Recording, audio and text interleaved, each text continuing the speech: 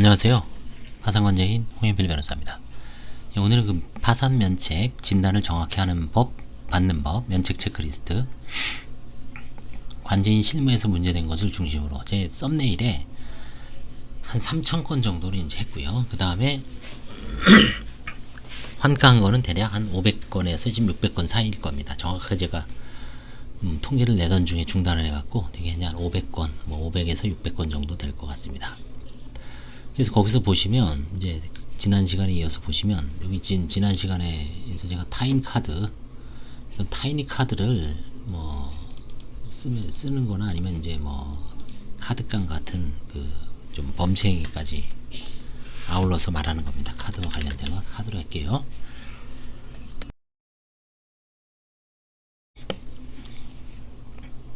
주택임대차 보증금은 이제 중간에 변경이 많이 됩니다.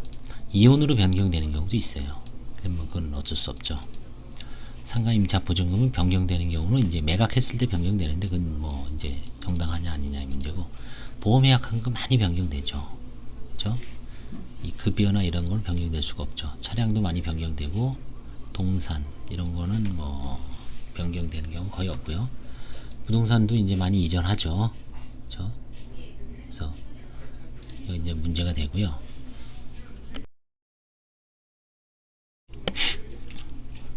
이런 재산을 매각하거나 해서 이제 변제하는 경우가 정당하면 별 문제가 없는데, 편파행위는 이제 뭐 개인 채무만 갑니다. 그럼 명확하죠.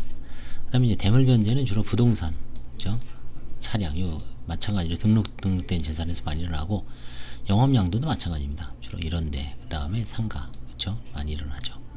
채권양도, 뭐 주로 이제 아까도 말씀드렸듯이 뭐 주택임대차 보증금에서 채권양도가 많이 일어나는데, 그런 건 이제 정당하다고 봐야죠.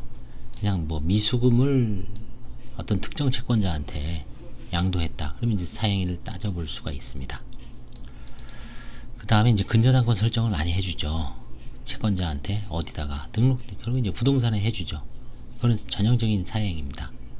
그래서 이제 경매로 들어갔을 때 배당 이의를 하고, 그냥 부동산일 때는 말소소송을 하고, 차량도 마찬가지죠. 이 등록된 차량 이런 게 많습니다. 여기에. 그래서 그 다음에 이제 위장영업은 이제 주로 가족이나 어떤 타인을 통해서 하기 때문에 이거는 이제 관제인이 발견하는 경우가 상당히 많습니다. 사실은 이거는 이제 걸리지 않으면 문제가 없는데, 걸리면 티를 내면 하여튼 꼬리가 잡히면 이제 게임 아웃이죠. 그 다음에 이제 허위기재가 있습니다. 허위기재, 재산 목록에 대한 허위기재. 허위기재라는 건 이제 은닉이죠, 사실. 그래서 이런 경우도 간혹 있습니다. 그 다음에 상속협의분할, 부모님 아니면 배우자의 재산에 대해서 협의분할, 주택임대차 보증금 많이 일어납니다. 왜냐하면 고액이기 때문에. 상대적으로 상가임대차 보증금은 별 문제가 안 되죠. 보험예약한금도 뭐 돌아가신 분 명의로 나오는 게 별로 없습니다. 보험금은 이제 자기 고유의 재산이군요. 그래서 이제 주로 상속 협의 분할이 문제되는 게, 이제 부동산은 찾기가 쉬운데 이 주택 임대차 보증금은 이제 사실은 관제인도 잘 몰라요. 그래서 많이 문제가 됩니다.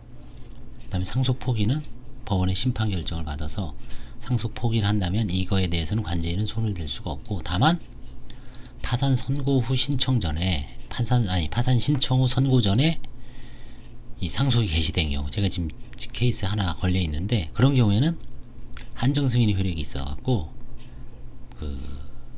환가를 해야 됩니다. 그래서 상속 포기의 유일한 예외입니다.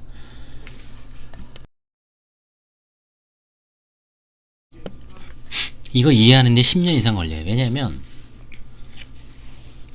파산을 안 해보면 알 수가 없습니다. 상속 포기는 뭡니까? 절대적으로 관제인이 불이익한 처분도 안 되고 뭐 신분행위이기 때문에 상속 포기에 대해서는 터치하지 마라 라고는 해있지만, 채무자회생법 제 586조인가요? 386조인가? 386조겠군요. 거기에는 손을 대게 할 수 있습니다. 그게 뭐냐면 파산 신청 후 선고정 사망한 경우, 그런 경우에는 잽싸게 파산 면책을 아직 선고 전이니까 취하를 하고 파산 상속 포기를 하고 다시 내면 되는데, 그거 뭐 지금 관제인도 이제 겨우 경험해서 아는데 일반 대리인들은 잘 모르죠.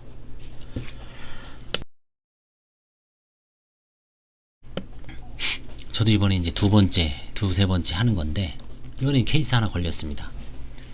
그러니 뭐 그거를 알기가 없죠. 그쵸? 그래서 이게 상당히 이제 이 상속과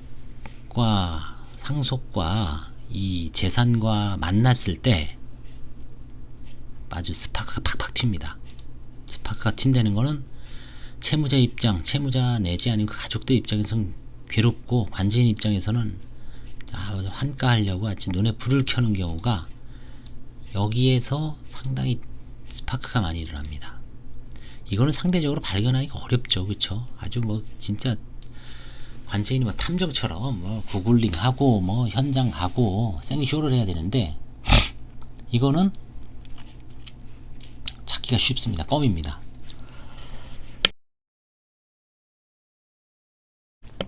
부모님 돌아가신 날짜만 정확하게 체크하고 주민등록 초본 챙기고 재적등본 해서, 그 다음에 지적 전산자료 조회, 그 다음에 세목별 과세증명서, 이 4가지 서류 딱 챙겨 오십시오 하면 게임 끝납니다.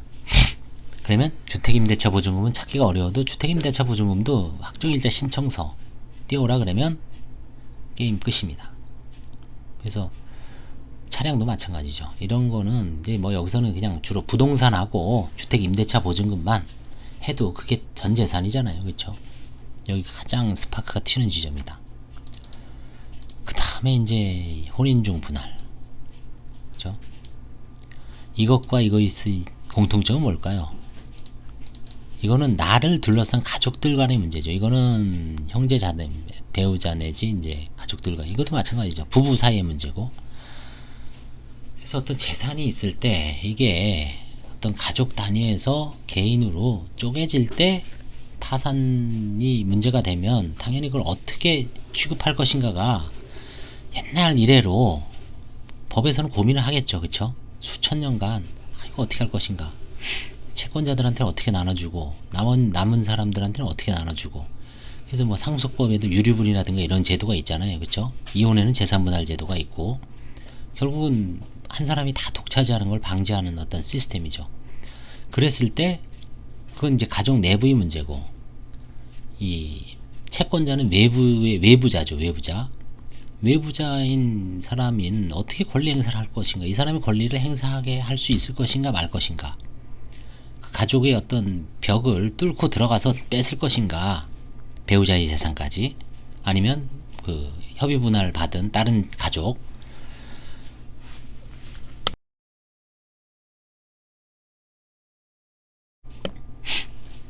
그래서 이 상속 협의 분할에서는 나름대로 판례가 완성이 됐어요. 상속 포기는 뚫지 마라, 상속 협의 분할은 뚫어라, 사행위 취소도 마찬가지고.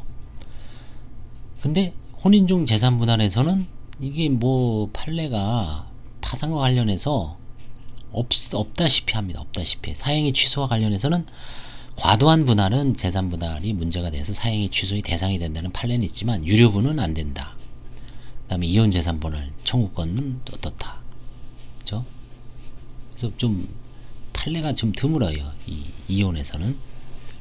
그래서 이제 좀 많이 문제가 되고, 혼인중 재산 분할에서 이번에도 이제 뭐 전 영역에서 문제가 돼요. 사실 주택임대차 뭐 주로 이런 것도. 그래서 이 표를 한번 유심히 보시면, 이게 사실은 제가 한가사례 20건을 집필을 했대 케이스를 모아놓은 거예요. 제가 한 거. 그거를 보고 이제 제가 이 표를 나름대로 이제 왁구를 짠 거예요. 오늘. 그래서 이제 앞으로 좀 더 다듬어서 일단 이 표 한 장으로 모든 걸 점검을 해보는 습관을 들이면,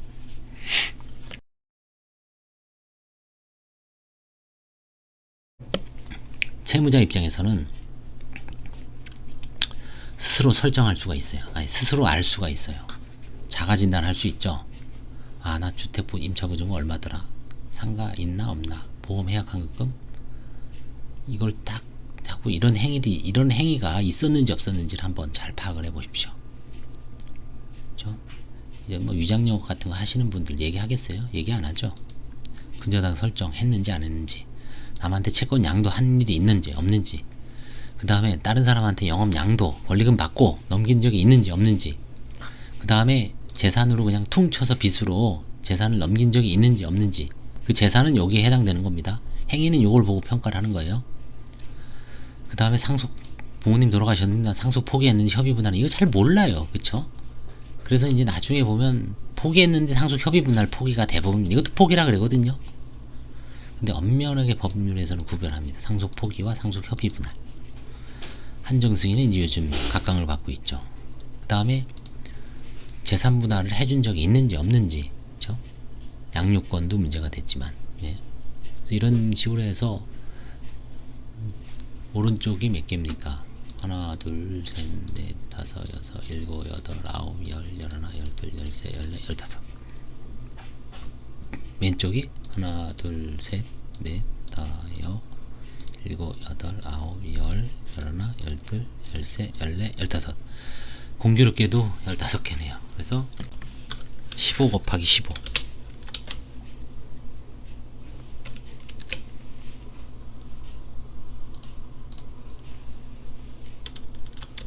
225죠.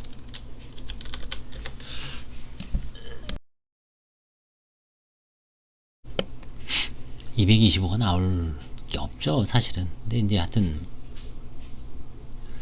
그 중요 지점이 있습니다. 이것도 이제 뭐 빈도수 높은 거에 따라서 이제 좀 구분을 해 볼게요. 가장 많이 일어나는 데는 앞으로 당기고, 의미 없는 거는 뒤로 당기고, 뒤로 박아놓고, 그렇죠? 그래서 하다 보면 불꽃이 튀는 지점이 있으니까, 이 15개하고 15개가 채무자가 왜 500개, 600개를 한가해 했겠어요? 그게 만나서 어떤 화학적 반응이 있었던 겁니다. 불꽃이 튀었다는 거죠. 거기 채무자가 예를 들어서 근저당 설정 행위를 부동산에 대해서 했어요. 그렇죠? 여기 이제 번개가 치는 거죠. 번개 있나요, 여기?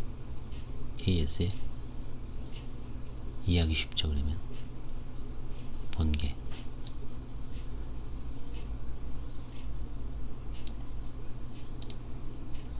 번개를 한번 찾아볼까요?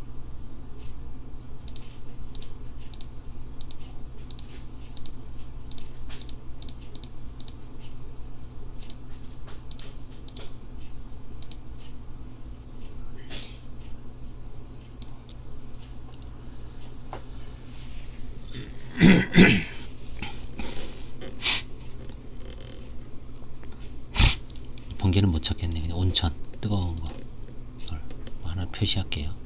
아니면 그냥 쉽게 그냥 별로 합시다. 별, 좋은 별, 별이 있네요. 문제가 되죠. 이렇게 이런 지점이 많이 있는 데를 제가 한번 별로 표시를 해볼게요. 그쵸? 주택임대차 보증금이 상속 협의 분할과 만나는 경우가 옛날엔 생각을 못했어요. 근데 최근에 있습니다. 이제 이거는 이제 주택임대차 보증금이 주로 이제 채권 양도하는 경우는 약자 입장에서 하는 경우에 별 문제 없습니다. 그거는 그런 경우는 이제 넘어가죠. 그렇죠? 넘어가는 건 뭘로 할까요? 그냥 동그라미, 껍데기, 동그라미. 오케이, 그렇죠? 별은 이제 문제 삼는 데는 관제인이. 그 다음에 주택임대차 보증금에서 상속 포기하는 경우는 거의 없죠. 주택임대차 보증금 한정승인하는 경우도 없고, 주택임대차 보증금 이혼 재산 분할 많이 하죠. 많이 하는데 적정하면 넘어가고, 심각하면은 이제 개입하는 거죠. 그쵸? 주택임대차 보증금 혼인중 분할 많이 합니다. 사실은 일종의 은닉이죠. 많이 해요.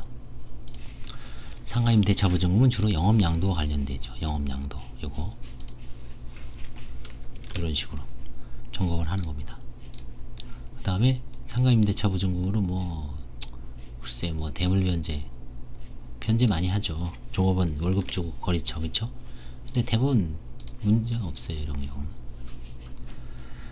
보험 예약하는 변경 많이 합니다. 변경 많이 해요. 요즘 불꽃이 팍팍 튑니다. 요거.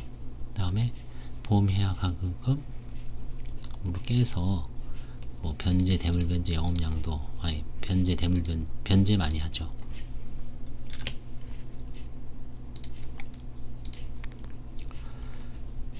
이건 이제 상속 같은 관련 없고요. 보험금도 한옥 있습니다만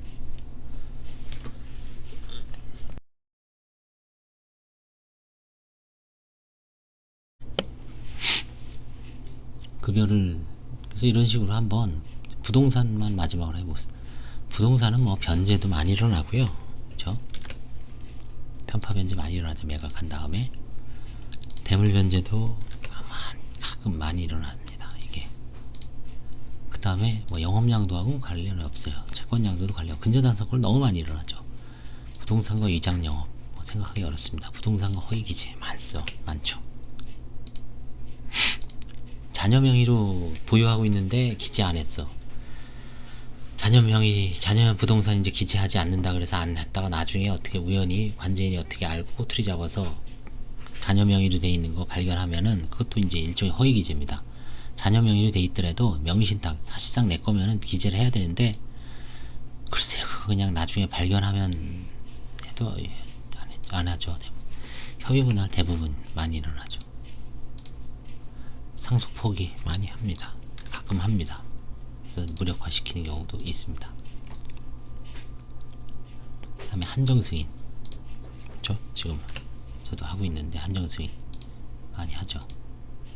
그 다음에 혼인중 분할 많이 합니다. 그냥 배우자 명의로 옮겨놓죠 막.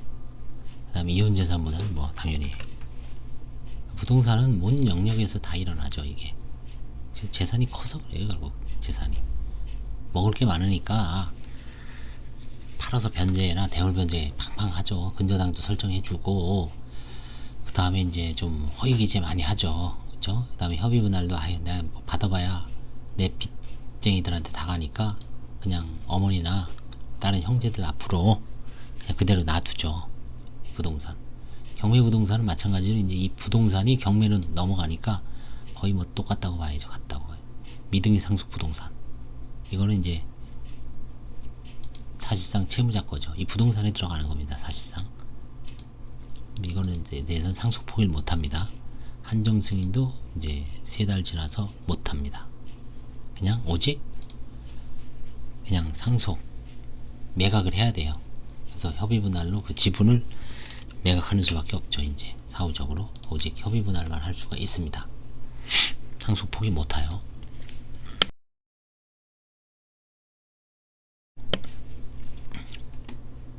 넘어가겠습니다. 그래서 이런 식으로 한번 이런 거를 체크하는 그 일반 변호사나 사무장들 마찬가지고, 파산에서 항상 이 재산 15개, 행위 15개가 만나서 여기서 아주 예외적인 것도 이제 있습니다. 그거는 뭐 논외로 하고요. 이것만 봐도 먹을 게 많은데 뭐 그 굳이 이상한 것까지, 그쵸? 뭐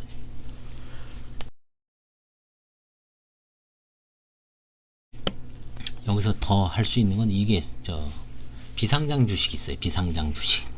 그죠? 주식, 비상장 주식. 상장 주식은 뭐 말고요. 비상장 주식. 비상장 주식 어디다가 하나 때려 놓을 수가 있습니다. 여기다 놓을까요? 셀 나누기. 칸, 돌칸. 여기다가 비상장 주식. 주식. 그죠? 이게 치면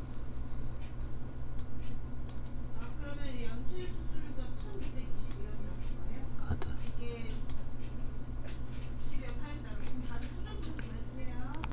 그죠? 이러면 이제 이게 앞에 게 16개가 되죠. 벌써. 그죠? 16 곱하기 15면 얼마예요?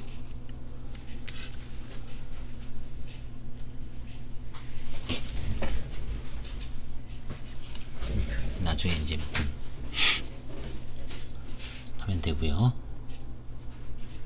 240인가요?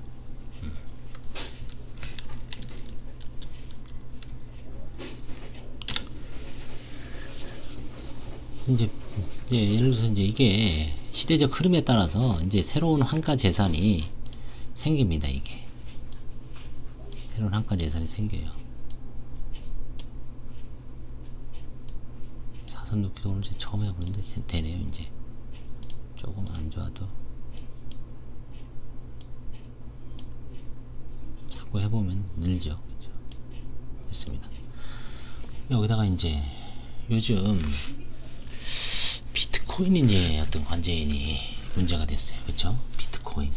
비트코인도 이제 할 수 있습니다. 비트코인 여기다가 비트코인도 이제 암호화폐죠. 암호화폐.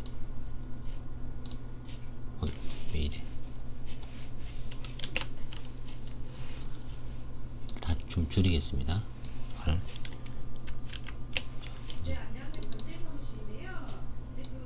암호화폐를 한번 해볼게요. 암호화폐 셀 나누기 칸 지우기 그쵸? 해볼까요? 네. 암호화폐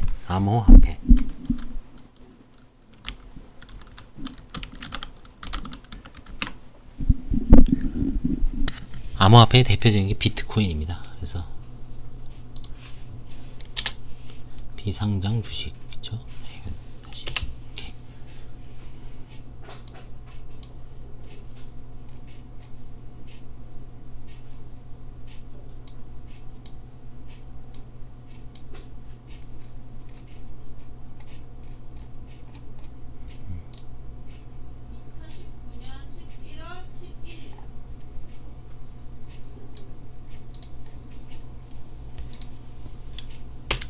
한 장으로 정리하면 한 장으로 정리해야 됩니다. 한 장이 넘어가면 의미가 없어요. 오직 한 장, 딱 한 장으로.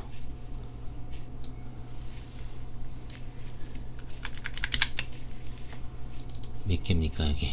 하나. 이걸 좀 글씨를 줄일게요. 9개 9로 좀 낫죠. 이것도 9로 줄이겠습니다.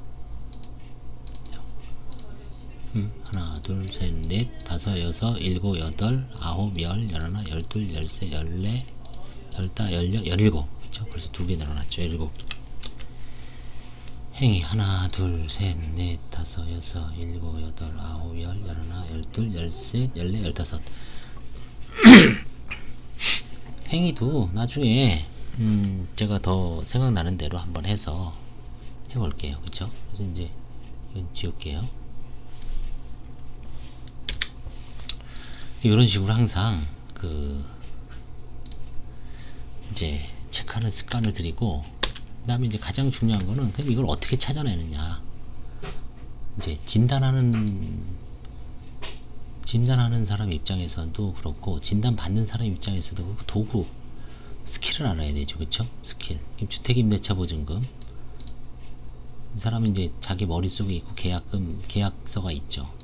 근데 관제인한테 제대로 안 보여줬죠. 그래서 이제 확정일자 신청서, 마찬가지 이것도 확정일자 신청서 이걸 발급을 해줍니다. 보험해약 환급금은 뭐 14종 알죠? 보험계약 조회 결과서, 보험해약 환급금 내역서. 보험금은 보험금 지급 확인서가 있습니다. 누구 사망됐을 때 받는 게 딱 한 장으로 나오는 게 있어요. 예금은 통장 말하는 거죠. 급여는 뭐 급여 확인서, 갑근세, 근로소득 원천징수 영수, 갑정근로소득세 원천징수 영수증, 그죠? 거기에 딱 나오죠. 퇴직금도 이제 뭐 기업별로 연금 위주로 있으니까 연금 납입 확인서, 퇴직금 확인서, 차량 등록 원부, 기계는 뭐 이거는 뭐 발품 파는 수밖에 없습니다. 부동산은 등기사항 전부증명서, 부동산 등기부 등본, 그다음에 뭐 이제 신탁재산이면은 이제 신탁 원부가 있습니다. 신탁 원부. 그렇죠? 그리고 중요한 건 아니고 신탁 원부. 이런 식으로. 그다음에 이제 경매 부동산. 그렇죠? 그다음에 이제 미등기 상속 부동산. 이것도 부동산 등기 등본 전부증명서. 그렇죠? 비상장 주식. 이거는 이제 뭐 이제 법인 같은 거를 본인이 잘 파악을 해야 되죠. 암호화폐 같은 경우는 이제 통장에 흔적이 남아 있습니다. 이 암호화폐가 뭐 몇십 배 올라가고 지금 어떤 분은 뭐 몇천만 원 한가를 해야 된다는 거를 지금 제가 들은 적이 있는데, 아마 나중에 아마 그거는 혹시 성공하면 관제인 세미나 같은 걸 좀 초대를 해서 들어볼 예정입니다. 그게 암호화폐 어떻게 한가하는지, 뭐 빗썸이라든지 그 암호화폐 거래소도 많이 부도가 났잖아요, 그렇죠? 그래서 그걸 어떻게 한가를 할 것인가, 그게 이제 가장 문제가 됩니다, 그렇죠? 이런 식으로 해서 뭔가 이제 새로운 흐름에 있는 거, 이런 건 이제 새로운 흐름, 비상장 주식이 옛날에도 많이 좀 했는데 거의 없어서 적었지만, 앞으로 이제 새로운 흐름에 있는 거를 하면 되고, 이 행위도 이제 뭔가 과거에는 요즘 여기에 이제 하나 넣을 수 있는 게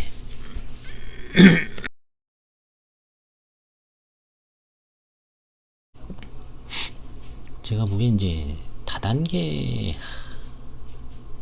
보이스피싱이나 뭐 옛날부터 있었지만 이제 그게 파산해서 왜 문제가 되냐면, 그 어떤 분이 이제 아주 매덕을 사기를 당했어요. 근데 믿을만한 통장은 수억이 왔다 갔다 했어요.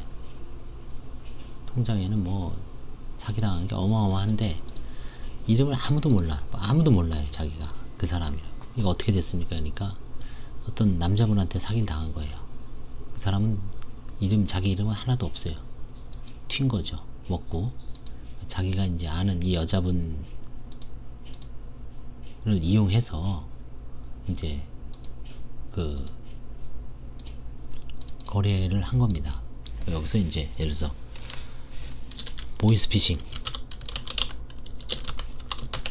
다단계는 뭐 많이 있었으니까 그건 보이스피싱 사기를 당했어요. 그분이 대출과 관련해서. 그럼 이걸 어떻게 믿을 것인가, 그렇죠?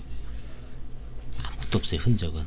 그래서 그때 이제 고소를 해라 뭐 이렇게 알려주는데, 앞으로 어떻게 될지 모르겠습니다. 이런 특이한 행위가 있고, 이건 대부분 보이스피싱은 보이스피싱 확인서 빼니 없죠, 그렇죠? 보이스피싱 확인서. 뭐 시민단체에서도 저번에 그 보이스피싱을 당한 적이 있죠, 매덕을. 그럴 정도면 뭐 어마어마한 거죠, 사실.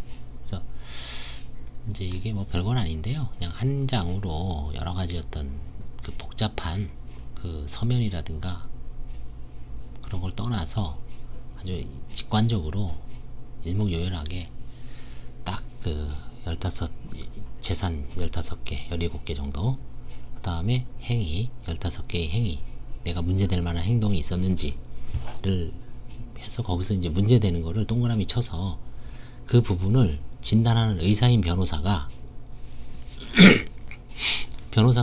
사회의사라는 그게 옛날부터 내려오는 이시훈 민사소송법에 나오죠. 변호사도 의사입니다, 사실. 사회의 어떤 병리적인 법률 분쟁에 대해서 해결을 해주고 상담을 먼저 하죠. 진단을 하죠. 문제는 상담을 하죠.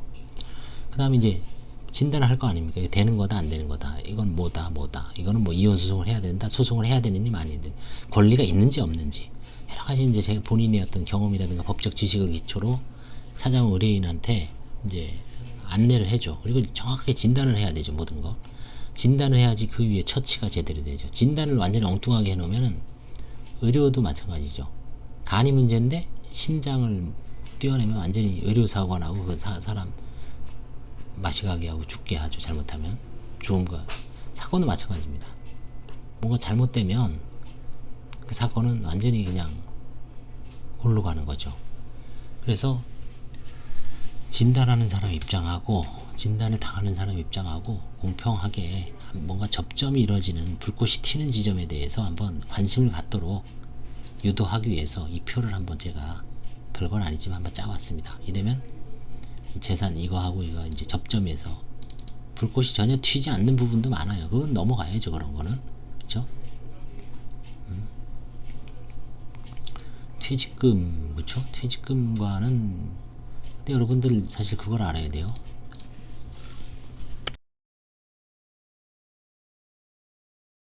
지금 김 변호사님, 저하고 같이 하는 김 변호사님 퇴직금 관련해서는 사실 엄청난, 이게 이제 퇴직금 내지 유족급여, 이게 이제 앞으로 문제가 됩니다. 이게 상속과 관련해서 몇 억짜리 사건을 지금 진행 중입니다. 이게 그렇죠? 그렇다고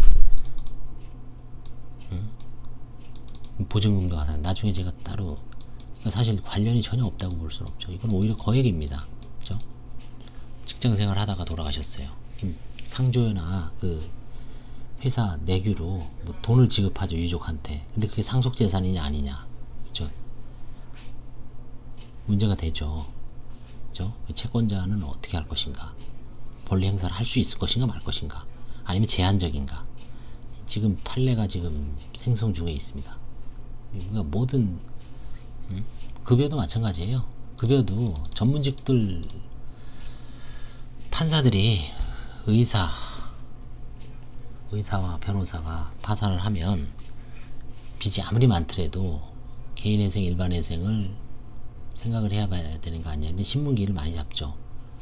없으면 별 문제가 없어요. 근데 이제 급여가 일정 정도 고액급여 내지 아니면 최저생계비를 오버했을 때 나머지 가치로 좀 살 수 있는 급여 조금이라도 갚아야 되는 게 아니냐. 그런 게 이제 항상 문제가 됩니다. 여기서도 급여. 그렇죠? 그래서 이런 어떤 법률 문제가 여러 가지가 있기 때문에 하여튼 이거를 향후에도 제가 생각나는 대로 한번 정리해서 그때그때 아이디어, 이건 이제 아이디어 차원에서 이렇게 해놓으면 중간중간에 이제 떠오르는 아이디어가 많죠. 그래서 이걸 좀 해서 거기에 대해서 좀 정리를 해놓으면 그나마 좀 도움이 되실 거예요. 그쵸? 이게 지금 3,000개, 해약 한가를 한 500개에서 600개 정도. 그것보다 물론 아주 미세적인 것도 있지만 그것도 이제 분류할 수 있을 겁니다. 그래서 이걸 항상 채무자들은 체크하는 습관을 들여서 여기서 아무것도 없다, 관제인이 아무리 뭐 눈 씻고 찾아봐도 없다면은 못해요. 사실 평가를 못하고 원책 불허를 못하죠. 그렇죠? 판사도 마찬가지고 지금 무슨 능력으로 이걸 합니까? 수사도 아닌데. 그렇죠? 그리고 설사 뭐 1심에서 조금 저거 해도 항고심에 가서 많이 뒤집히는 거 많이 봤잖아요. 저희가 30개 살해 하는 것처럼. 그래서 오늘 표는 두 번째 시간인데요. 여기까지 하고 다음에 이제 혹시 또 제가 아이디어가 떠오르거나 있을 때는 한번 그때 한번 살펴보도록 하겠습니다. 감사합니다. 도움이 되셨다면 좋아요와 구독 부탁드리겠습니다.